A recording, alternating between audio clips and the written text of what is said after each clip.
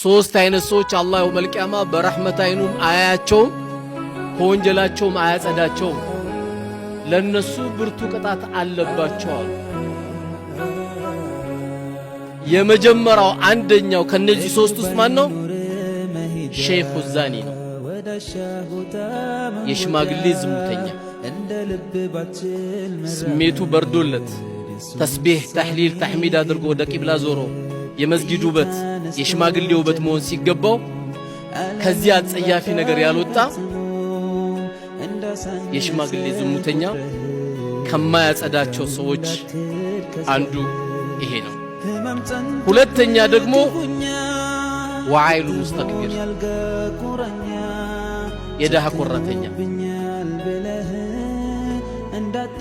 ለምን የደሃ ቆራተኛ ተባለ? ለኩራቱ መነሻ የለውም ብላ አረ ወላሂ አሁን በልቻለሁ አፍንጫው እኮ ተጣሟል እኮ